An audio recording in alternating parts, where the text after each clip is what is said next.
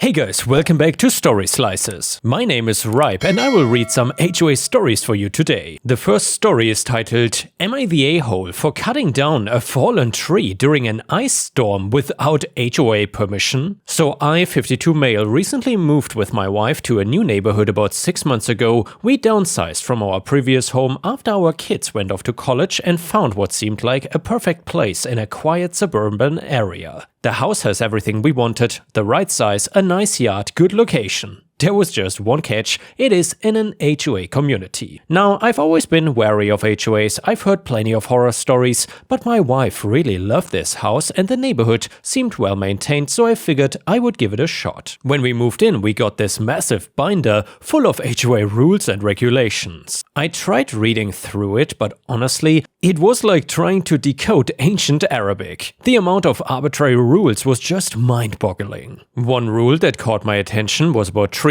According to HOA bylaws, residents are not allowed to cut down, trim, or modify any trees on their property without first obtaining a so-called tree modification permit from the HOA board. The permit application process involves submitting detailed plans, waiting for board approval, and paying a $150 processing fee. Even for emergency situations, they claim that you need to contact their HOA first. I thought this was excessive, but whatever, I was not planning on becoming a lumberjack anyway, and then came this past winter. We had this massive ice storm roll through our area. I'm talking serious weather, the kind where tree branches are crackling like twigs under the weight of the ice. Around 2 a.m., I was awakened by what sounded like a gunshot, followed by an enormous crash. I looked out my bedroom window and saw that one of our neighbor's massive oak trees had split and fallen right onto their back deck. I threw on some warm clothes and rushed outside to check on them, and well, my neighbors, a retired couple who lived next door, were standing in their kitchen looking shell-shocked. The tree had not only destroyed their entire deck, but also shattered their sliding glass door. Freezing wind and ice were literally blowing into their kitchen. Are you folks okay? I called out as I approached their house. We are fine, just scared half to death, my neighbor replied, his voice shaking. But this is a disaster. We cannot even close off the kitchen. The door frame is completely warped. I looked at the situation. The tree was precariously balanced on what remained of their deck, and more ice was accumulating by the minute. It was not safe to leave it like that.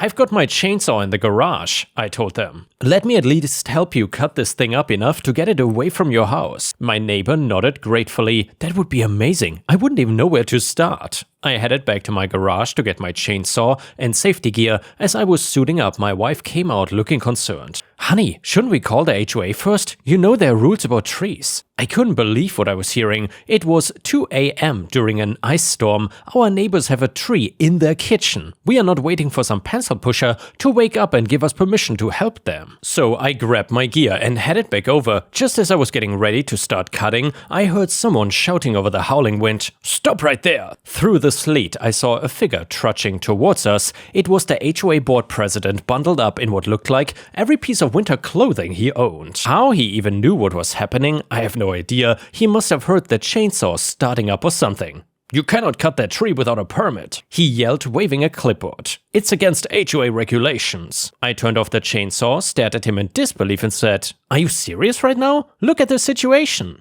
"Rules are rules," he insisted, pulling out some forms from under the coat. "You will need to fill these out, submit them to the boards for review, and wait for approval. We can schedule an emergency meeting tomorrow morning." I cut him off. There's literally ice and snow blowing into their kitchen right now. The tree could shift and cause more damage any minute. This is an emergency. "Then they should have planned ahead and obtained an emergency tree removal permit," he replied smugly. "Those are available for situations just like this." My neighbor, who had been quietly watching this exchange, finally spoke up. "You expect us to have predicted a tree falling through our house?" "Proper planning prevents poor performance," the HOA president recited like he was reading from some sort of bureaucrat's handbook. "If you proceed without a permit, I will have no choice but to issue a fine. $1,000 for unauthorized tree removal, plus additional penalties for any damage to HOA-protected flora." That is when I lost it. I started up the chainsaw again and looked him straight in the eye. "Go ahead and write up whatever fines you want. I'm just helping my neighbors here." He started sputtering about bylaws and procedures, but I just turned up the chainsaw and got to work. work. My neighbor helped me clear away the smaller branches while his wife made us hot coffee. It took about 2 hours, but we managed to get the tree cut up and moved away from the house enough that they could at least board up the broken door. Sure enough, the next day I received a notice of violation from the HOA, complete with a $1,000 fine for so-called unauthorized tree removal during non-business hours, and an additional $500 fine for failure to comply with HOA officer instructions. Here is where it gets good though. I'm a retired contractor and I know a thing or two about property laws and emergency services.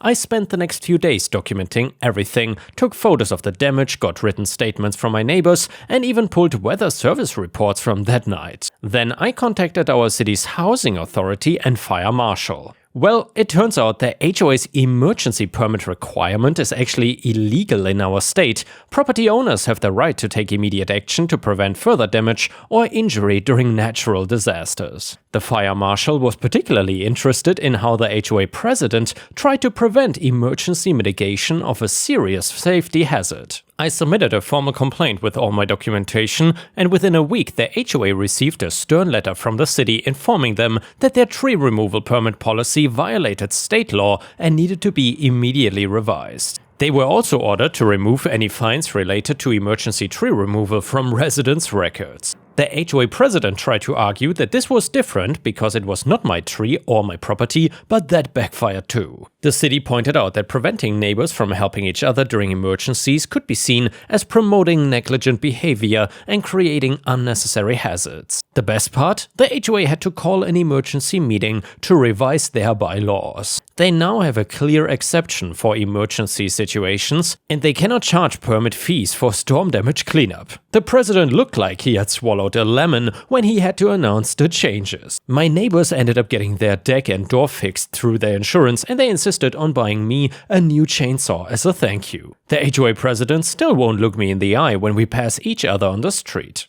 But for now, I am wondering, was I the a-hole for ignoring the HOA rules and potentially causing trouble for the whole neighborhood? I know that rules, especially HOA bylaws, exist for a reason, but I couldn't just stand there and watch my neighbor's house get damaged further while waiting for paperwork. So essentially, Reddit, I'm asking, am I the jerk for ignoring the HOA rules and going against protocol? And yeah guys, let me know what you think about this in the comments. I think OP was pretty much the good Samaritan in this story. There's no way he was the a-hole, and sometimes, especially HOA rules, you just have to defy them in order to help people. Let me know what you think in the comments, and we have some comments from Reddit here. The first one said, not the a-hole, imagine if someone got hurt because they were waiting for an emergency permit, that HOA president should be embarrassed. You probably saved your neighbors thousands in additional damages. Comment number 2, everyone sucks here. While the HOA's response was definitely over the top, cutting down a tree during an ice storm without proper equipment or professional help was dangerous.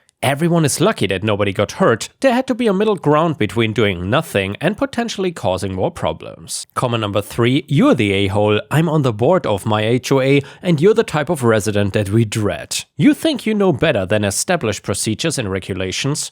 And sure, the tree situation was unfortunate, but your vigilante approach could have made things much worse. What is next? Ignoring other rules because you decide they are unnecessary? Clearly the a-hole. And yeah guys, if you enjoy the HOA stories, please don't forget to subscribe to StorySlices. And now let's move on to the title story. It is titled, HOA sues farmer for devaluing property, but he was there first. So this story is about a farmer that was getting harassed by the HOA but stood his ground and ended up actually teaching them a lesson. This farmer is not just any old guy though, it is my dad. So I grew up on this farm, and as far back as I can remember, my dad has been showing the ropes and everything that came with running and taking care of a farm. My brothers and I love working on the farm. At this point, a lot of work has been getting split up, with me working a lot with the animals while he is more on the side of taking care of the crops. When this story took place though, I was about 15 and still in the process of learning everything there was to need to know about it. I remember being young when I started to notice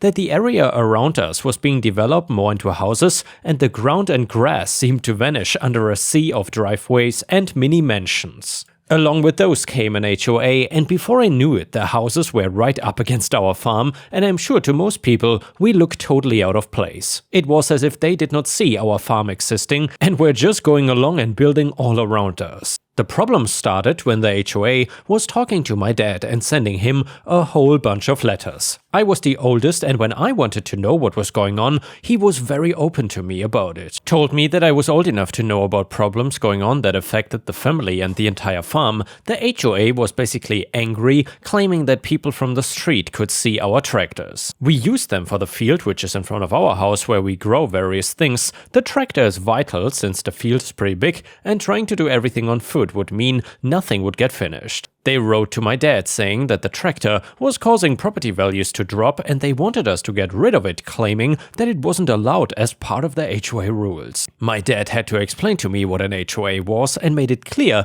that our farm was not part of it, and that meant we did not need to follow those rules. But still, they were threatening to fine him $1,000 every single day that the tractor remained in the yard, which seemed too scary to me. My dad was not too worried about it though, which calmed me down a little bit. Then a couple of weeks later I was outside after dark checking on things and I noticed a couple of people jumping the fence onto our property. I ran inside and told my dad that people were on the property and I didn't know who they were. He grabbed his shotgun and went outside, so I followed since I was curious as to what was going on. I know now that the people were part of the HOA, so I will call them at that. At the time, I didn't know who they were or what they wanted. HOA guys, whoa, don't shoot! Dad, what the hell are you doing on my property? Did the fence and signs not give it away, or do you not know how to read? HOA, we came here because of the tractor. Dad, I called and told you idiots already that the tractor is not going anywhere. I don't care what you say or what kind of threats you make to me,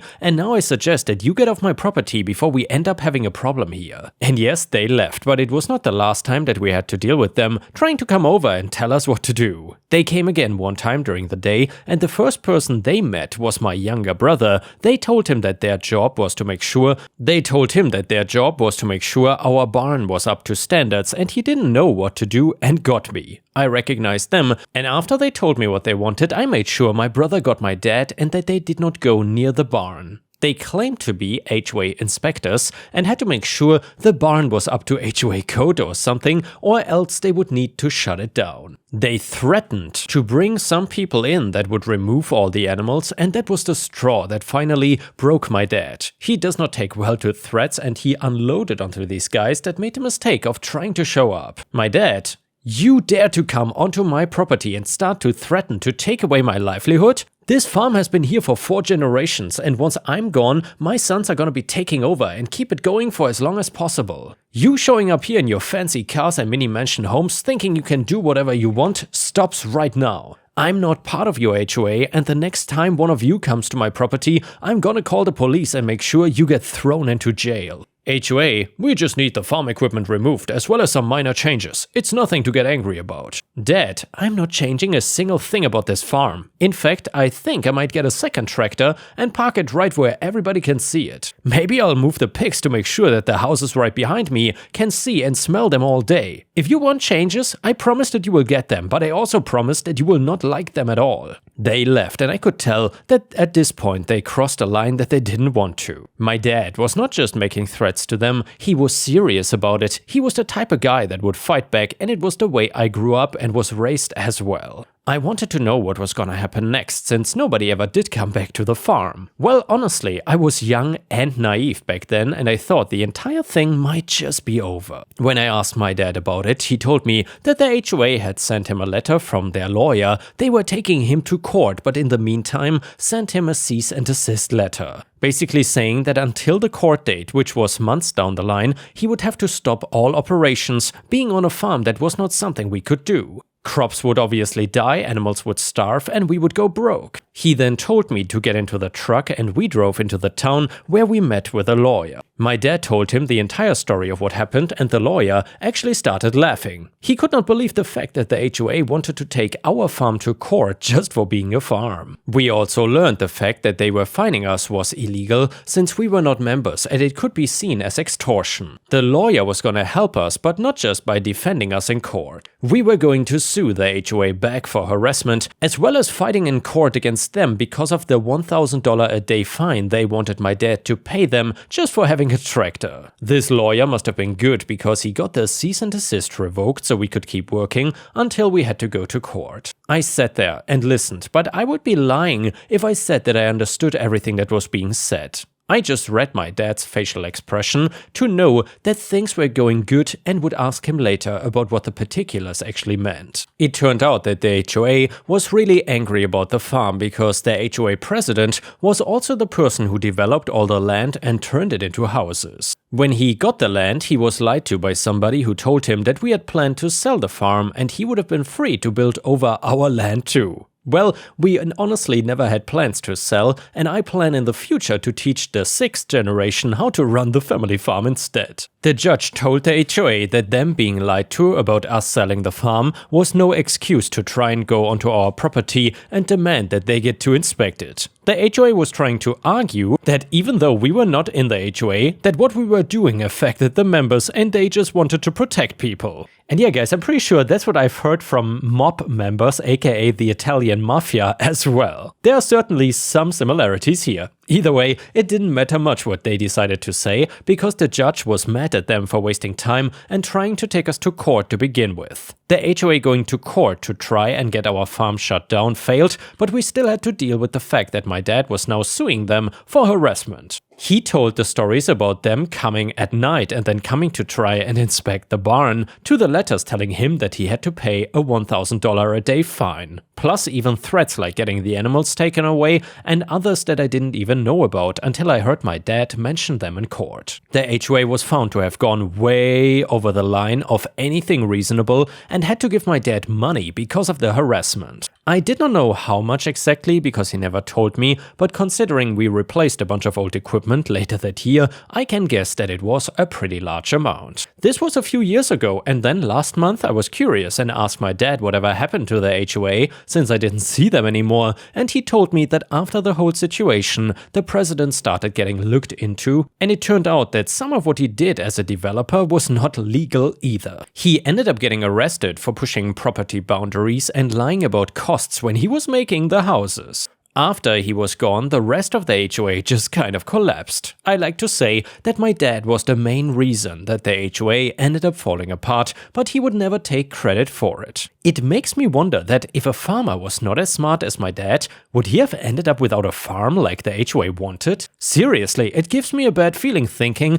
that there are homeowner associations out there that are taking away farms from people, but I do hope that most people are like my dad and fight back against them. I know when I'm older and running the farm, I won't let any kind of HOA push me around or try and tell me what to do, plus I'm smart enough now to know to never join one. And yeah guys, once again, please don't forget to subscribe to StorySlices to not miss any of the daily videos that my wife uploads on YouTube. She would be so happy if you could support her.